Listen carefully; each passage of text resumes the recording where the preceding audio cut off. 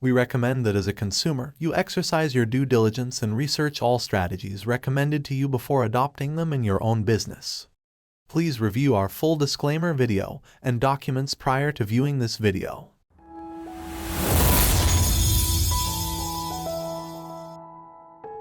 Inspection procedures is known as inspection PMs. Inspection PMs do not have any parts associated to them, like the repetitive PMs.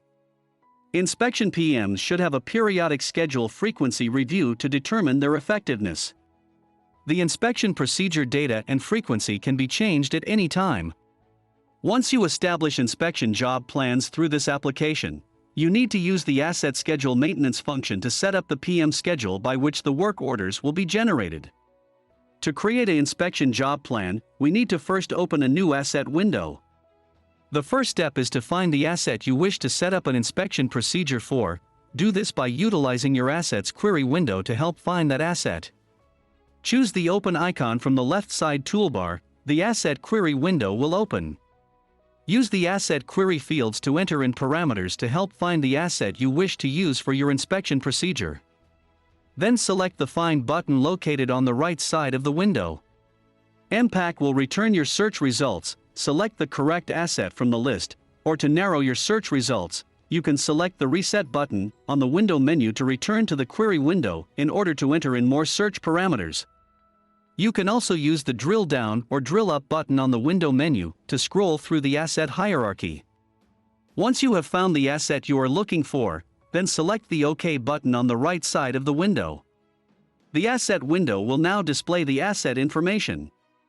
Next, you need to open the Asset Inspection Procedures window. To do this, select on the top menu links, then select the inspection procedures from the list. Empac will open the inspection procedure window with the asset name in it. To edit a procedure, select the file number using the drop-down list, or to create a new procedure, enter in a new file number. Use the next consecutive number on the drop-down list for your file number. Continue to fill out the form. 1. The description field describes the type of work to be performed on the inspection work order. 2. Shutdown indicates whether it is necessary to shut down the asset to perform this work order. 3. The activity field is not currently used. 4. For work order to be released in advance, lead time is required. Enter in the lead time field the number of days to be subtracted from the next scheduled date to compute the scheduled date for the work order generation. Recommend a lead time of 14 days, unless there are long-term delivery items required. 5. In the % late field, enter a number used to compute a past due or late date for the work orders.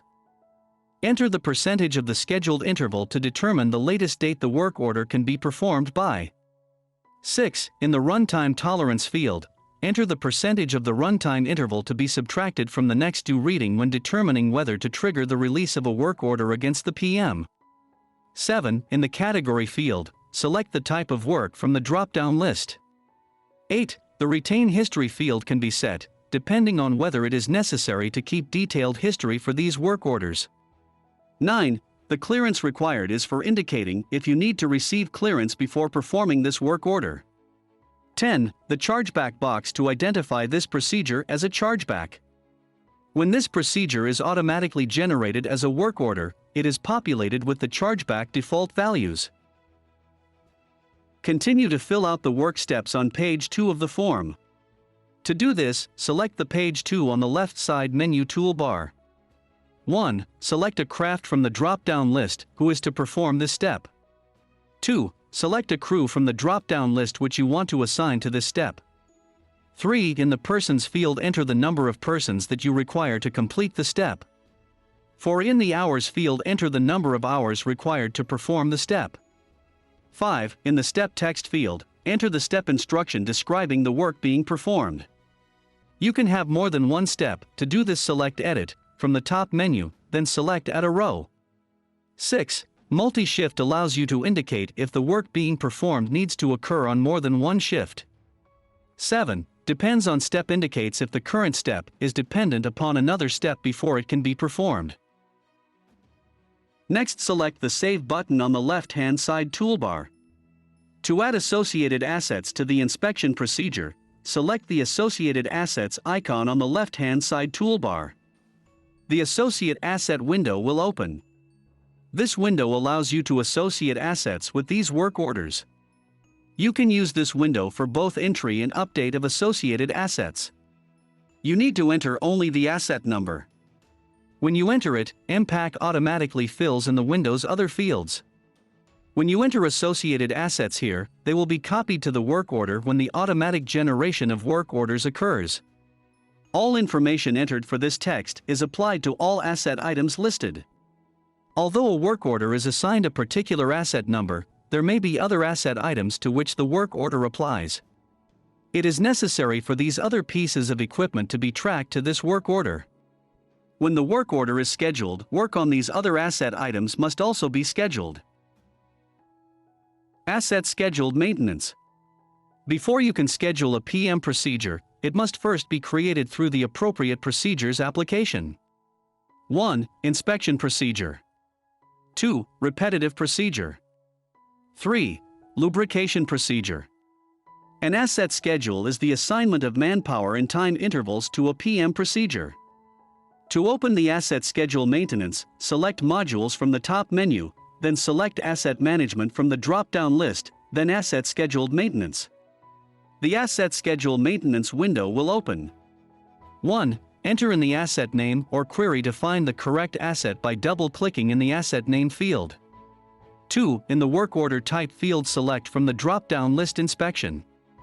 3. In the File Number field, select the number that identifies the specific PM text file you want for the asset. 4. In the Craft field, choose from the drop-down list which craft will do the work. 5. In the Crew field, choose from the drop-down list crew is to do the work. 6. In the Shift field, select the shift on which the work is to be done. 7. In the Schedule Type field, select A. If you choose F, frequency, enter a base date and frequency to determine when the PMs are performed. The frequency is the number of times per year the PM is performed at regular intervals. B. If you choose L, list of dates, go to the Schedule Dates field, and enter the specific dates, in month/day/year format, or you can double-click to open a pop-up calendar to schedule the PMs. C. If you choose R, runtime interval, you can schedule according to meter reading. In the Runtime Interval field, enter the metered interval between maintenance services. D. If you choose D, days, W, weeks, M, months, or Y, years, in the Schedule Type field, you must enter a number in the Frequency field. E. The Schedule From field can be set to Date Scheduled or Date Closed. Date Scheduled is for work orders that always are based on a set schedule. Date Closed is for work orders whose schedule is based on when the last work order was actually performed. F. On hold from and on hold to fields allow you to enter a beginning and ending date range in which the asset item cannot be automatically generated. Next, you need to select a base date. The date used as a starting point for the calculation of schedules. Once you have finished filling in the asset schedule, select the Save icon on the left-hand side toolbar. The automatic work order processing will generate the inspection PMs into work orders and schedules them for the next due date. The automatic work order processing has been set up by corporate IT for each site. This is done on a report login account, so that when employees leave the company, the automatic processing does not stop because someone has left or their Empac account is closed. If your automatic work order processing is not working, please contact your IT support. This brings us to the end of the inspection work orders. Thank you for watching. If you liked our videos, please subscribe and give us a thumbs up.